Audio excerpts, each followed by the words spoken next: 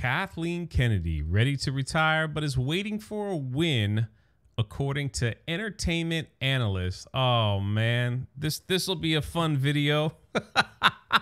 This is going to be a fun one. All right, before we get into this, could you do me a huge favor? And if you're new here, please hit the subscribe button. It's a free thing that you could do that helps out the channel. Also, I'm selling this amazing Rebel Scum shirt. Guys, gals, tank tops. It's only available for about 10 more days, then it's gone. Use code DRUNK3PO20. The link will be in the pinned comment and the description. Get it. You're going to love it. Now let's get into this. This is brought to you by That Part Place. Go check them out. They're doing some great work over there. The article continues. Kathleen Kennedy apparently has something to do with much of the Star Wars fan base. She wants Kathleen Kennedy to leave Lucasfilm. But according to Film Threats, Chris Gore, hey, it's Chris. Some of us call him Frank, but hey, she's only willing to walk out the door under one condition.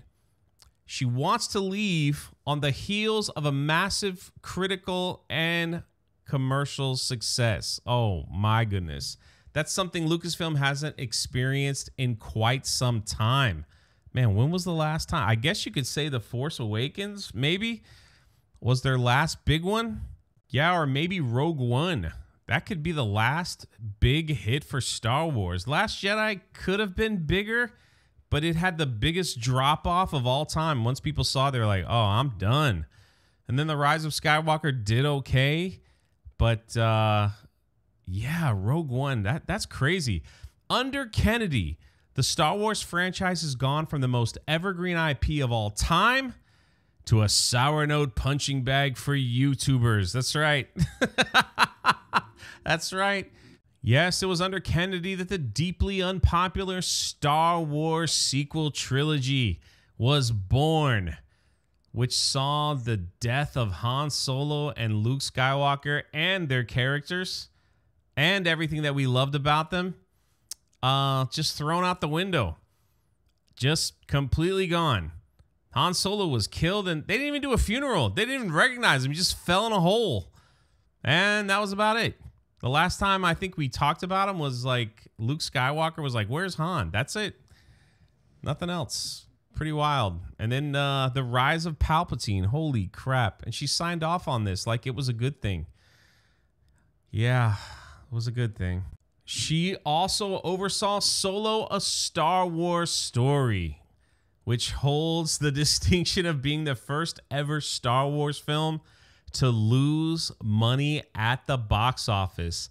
Yep, that's right. And then the Disney Plus shows, I think Mandalorian 1 and 2 were probably a hit, I guess. Even though everybody loves Andor, it just wasn't watched by anyone. Again, people in my comment section were like, Jay, go over Andor and do it on the channel. Should I do that? You guys want me to review each episode even though they've been out for a while?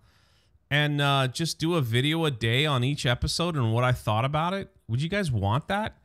Like, let me know in the comment section below. If the people want it, Jay will deliver. Hey, listen, I'm going to take this a step further because then we get into what Chris Gore heard about Kathleen Kennedy and why she wants to leave Lucasfilm. In 2023, and I did videos on this. Let's just go through this real quickly. We had the Willow, or Willow 2, Willow series, whatever you want to call it. That's not even Star Wars. It's Lucasfilm. It was so bad, it's removed from Disney Plus. We had Indiana Jones and the Dial of Destiny. Lost over $300 million, and some say even more. That's Lucasfilm. That's under Kennedy. The Galactic Star Cruiser. Kennedy had her hands all in it. People from Lucasfilm helped design it. They thought it was going to be a massive success because it was Star Wars. Didn't even last a year. Mandalorian Season 3 was terrible. Disney lost more subscribers in the middle of the Mandalorian Season 3 than they have, like, I think in any particular time, what we were reading. It's crazy.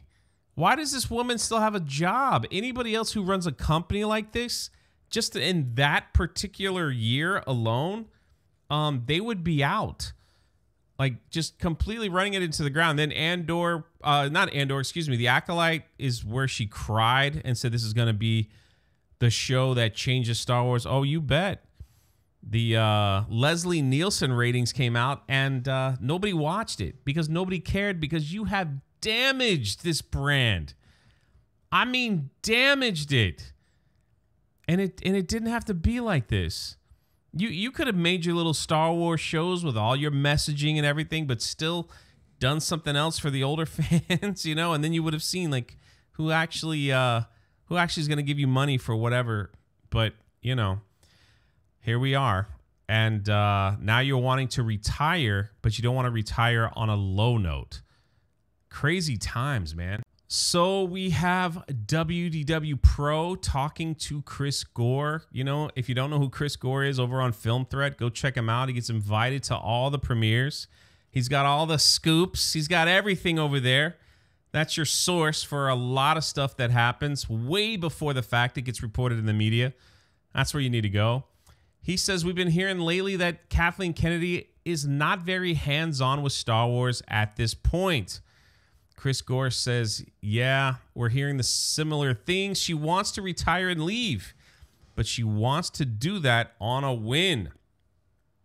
Gore went on to say that in order to leave, Kennedy wants a huge success that she can ride into retirement. Yeah. Where's she going to get that? The Rey movie? Man, these people are so out of touch. They are so out of touch from what people want. You know, I always predicted, and I was wrong, that she was going to leave after Indiana Jones. Indiana Jones has always been her baby. She's always been a part of it. Whether she was getting coffee for Steven Spielberg, but she was always a part of it. I figured she'd want to knock out this one last Indiana Jones, destroy his character, which she did, and right off into the sunset. But maybe because it was such a big bomb, she didn't want to leave on a negative note. But I mean, how old is she? 71? Yeah, she's not going to be around much longer. And no, I'm not talking about her dying or anything like that. Right here, it says that her contract is set to expire in October.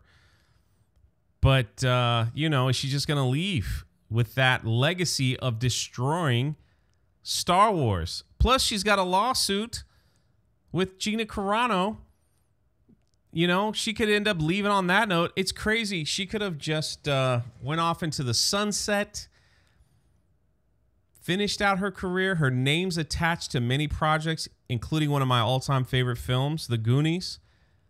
She could have got a lot of awards, and that would have been the end of it. But now it looks like she could be riding off into a lawsuit with Gina Carano and losing for mishandling things, destroying the Star Wars and Indiana Jones and Willow IP, completely destroying it, and not making anything as far as positive financial gains for Disney from Lucasfilm, which is, holy crap. How do you mess up Star Wars? That IP should be printing money from all fronts, from comic books to movies, TV shows, theme parks. I mean, on all fronts. But here we are. But what do you guys think? Do you think this is true? Think she's ready to get out of there? You think she's just like, oh, I'm tired. I want to do other things. I'm done. I just want to have some lattes, you know, maybe a couple margaritas every now and then, and right off into the sunset. But these people, man, they're so full of pride. They can't go out on a failure. You know, they just can't. It just damages them too much. They want to leave something where it's like, look what I did. Look what I did. And man, yeah, look what you did. Look what you did. Anyway, this is Jay. Let me know your thoughts in the comments section below. We will catch you on the next one. Again, let me know about Andor. Hey, if the people want it, the people will get it.